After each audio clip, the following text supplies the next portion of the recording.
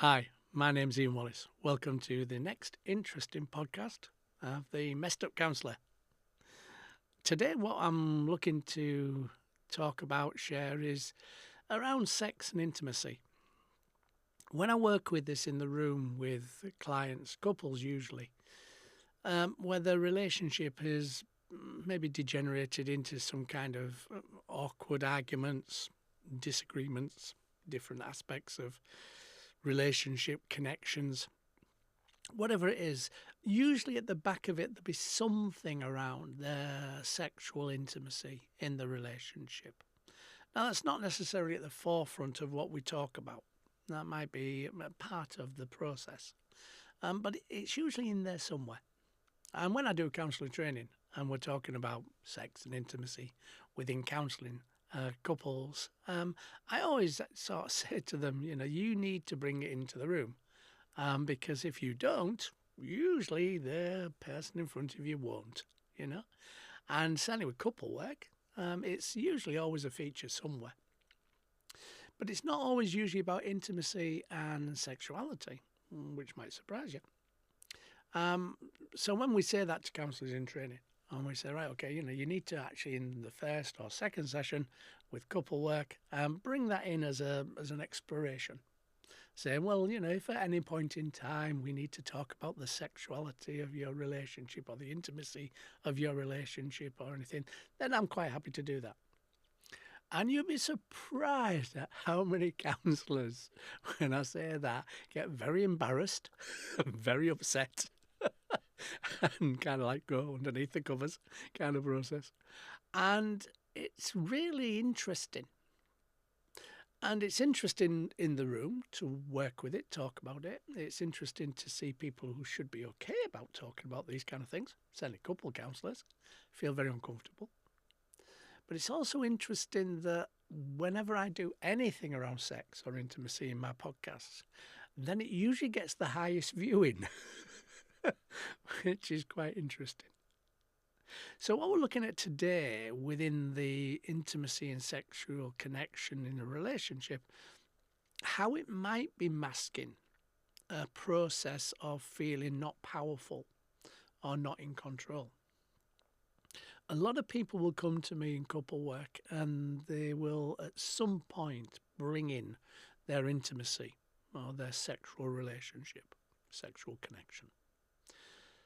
It's not always, as I said at the beginning, to be fair. It's usually once we start getting communication and relationship stuff working and getting rid of the reasons why they get there in the first place. But when there's an imbalance of power, subconsciously, we can withdraw our intimacy and our sexual connection because we're needing to create some kind of power process. We're needing to regain our power. So we withdraw that from the relationship. Now, there's a couple of reasons that may occur.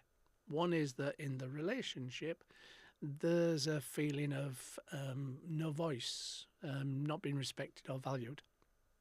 So we remove that process or withdraw it to a certain extent. And when we work with clients where maybe from a male's perspective there's some erectile dysfunction, which we always ask to get checked out by a GP first, or as well as us working with it. Sometimes that process of erectile dysfunction can be around not being powerful in the relationship, because our mind is our sexual organ. Everything stems from the mind. Nothing stems really from the body. The mind starts a process, and that process helps us to become more aroused, to be more sexually active, to fancying, to getting erect, making it happen, those kind of things, getting us in the mood. And if we're not feeling as though we're powerful in the relationship, then subconsciously, not always consciously, mostly subconsciously, we can withdraw our bodies. We withdraw our process. So men might withdraw their erection subconsciously. Females might have some aspects of vaginismus, a painful process in the muscles in the vagina. So those things can be, not always, but can be a feature of the relationship and the power imbalance.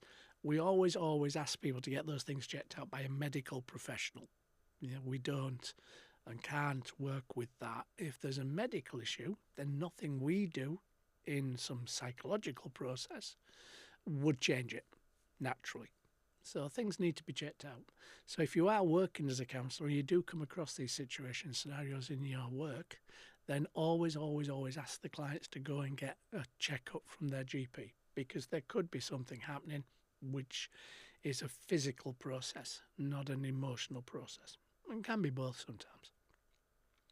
So I was looking at sexual intimacy, then an intimacy in the wider context. I'm not necessarily talking about sex and physical connection. I'm talking about intimacy, which could be holding hands, giving a hug, kissing, sitting next to each other.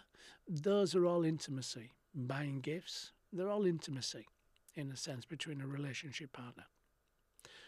And as we're working that, if there's not a feeling of me having the power or control in the relationship, not in an overpowering way, but in a balanced way, so it's kind of like 50-50, then that process of intimacy will be withdrawn, usually.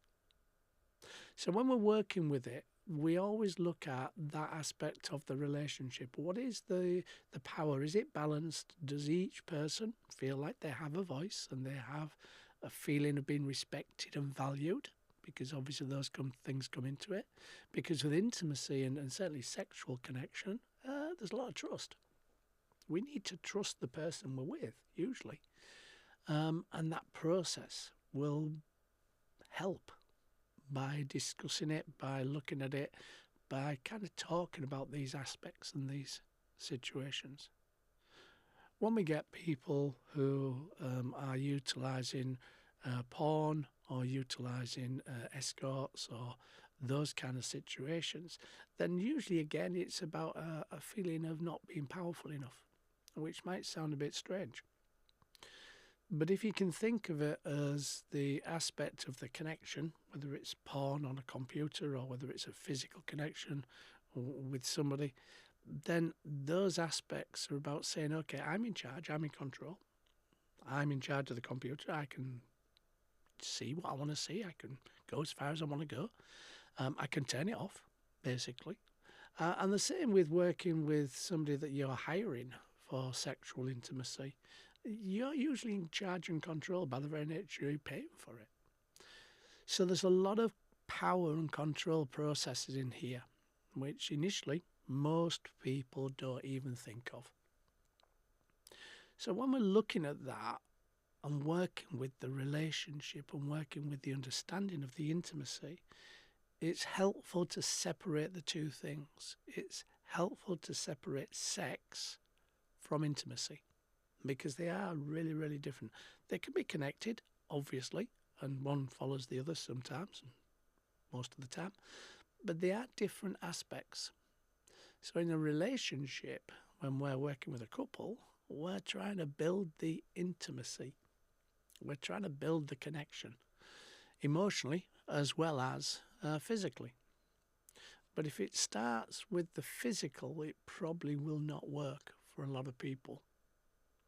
We need to build that emotional connection first. We need to build that aspect of emotional intimacy.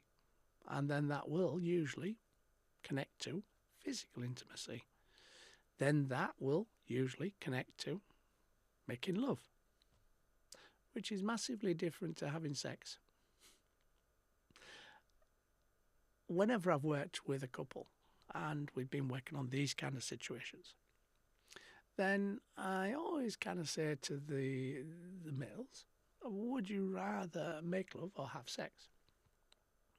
And every single time I've said that, the male has always said, I'd rather make love. The other partner usually is aghast. Pardon, did I just hear that right? Because they kind of don't see those things in the male connection as being wanted, needed.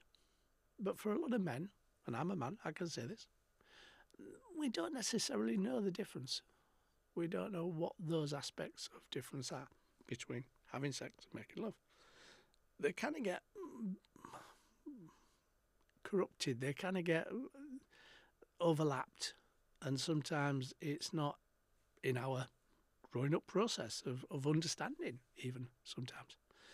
So when we're looking at the power and the control and the balance in a relationship, the more balanced we can make it, i.e. both people feel respected and valued, then the more we can kind of look at building that emotional intimacy, which builds to a physical intimacy, which will then build to a sexual intimacy. And when we do that, we create a much more connected relationship. Most people, when they come to work as a couple within counselling, the main thing is that they don't feel heard. They don't feel understood. They don't feel as though anybody's listening, to be fair. And we listen not just with our ears, we listen with our body. Because that intimacy is a way of listening, is a way of understanding, taking in information. And when people start to reconnect those emotional connections, then usually it's because they feel as though they're heard, and they feel as though they're being listened to. They have a voice that is respected and valued. And most of the work that we do with couples is usually around those things. And there's lots of different reasons for the couple not being connected, life situations, scenarios, people changing, people don't do what they should do, trust elements, there's a whole range of things. But that process of not being heard, not being understood, not being respected or valued is usually in it somewhere. And if we can recreate that, if we can build that, we then build the intimacy. When we're going through this process of building, then sometimes, from our work, things just happen. People will come in and start giggling and say, do you know what we did last night? Kind of thing. Which is great, because obviously we did not need to do any of that kind of work. We didn't need to go there. They found that process in themselves, which is fantastic. But when we do have to process that, then the things that will stop it is not feeling heard or valued or respected, obviously. Sometimes feeling as though our partners don't really understand us, understand what drives us. The problem with sexuality and intimacy is it's usually not easy to talk about. And certainly people get embarrassed by it, as I've said, even counsellors. But in order to kind of change that, we have to become more accustomed to exploring it, to talking about it, to sharing it, to having open conversations. Now, usually life gets in the way for most couples that I see, and they're not spending time together as a couple. So if they're not going to spend time together as a couple, how are they ever going to recreate the intimacy in a relationship? It's kind of not going to happen. So a lot of our work is about finding that space and time. And for a lot of people, unfortunately, it's not easy to do that. Certainly from a physical intimacy point of view. If you've got kids, then, kids can walk through doors. They can disturb you. They can hear you, So it's not surprising that partners, when they have children, have families, feel as though it's not necessarily easy to have those kind of relationships.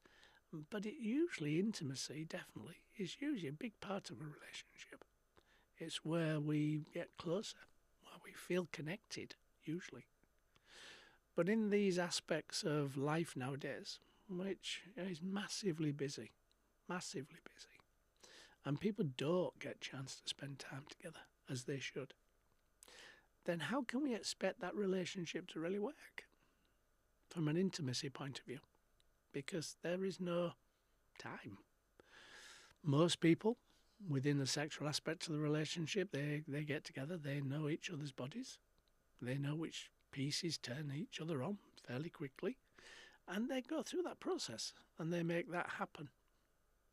and it becomes a functional aspect. They lose the intimacy. It just becomes sex, which is okay. Nothing wrong with sex. But if it's all you're connecting to whenever you can and it's like fleeting moments, then it's not necessarily going to provide that bedrock of what a relationship is about. So the intimacy and the emotional intimacy is so important for most people. Not everybody, guaranteed. Nobody's the same. But for most people that I see, that it's part of the remit, part of the work, even if it's not a talked about part of the work, even if we can't share those things because we feel embarrassed, which is why I say to counsellors, you need to say something in the first couple of sessions in order to make it less of an embarrassment, know that they can talk about these things. But when we're working with that sexuality and that intimacy, and each person is different, quite naturally, not just maybe gender, but how they feel, what they do, what they like, what they don't like.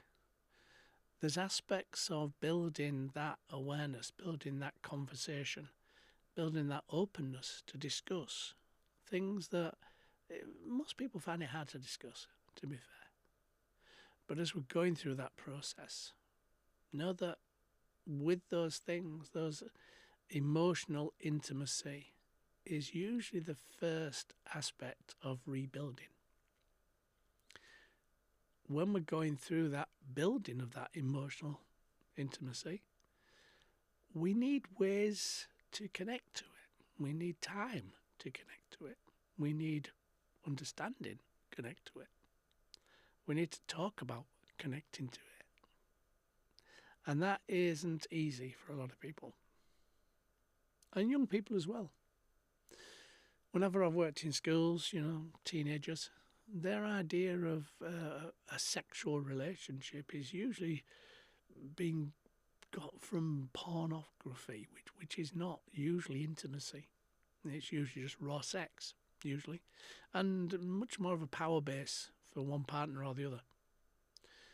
And sometimes aggressive, to be fair.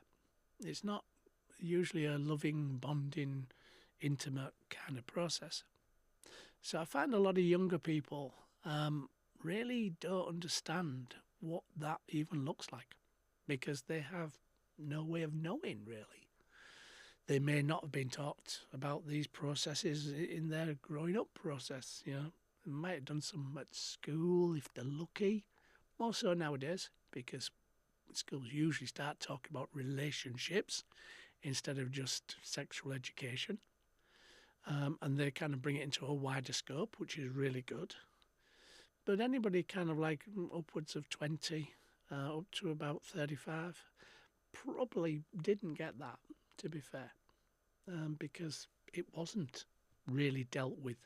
It was a subject that we have to do it, so let's just stick it in somewhere, kind of thing, pardon the pun. And that process means that they will have an idea of what that looks like. So when they come to have relationships, then for most people, it can be a bit of a scary process, being emotionally intimate, because we have to be fairly vulnerable.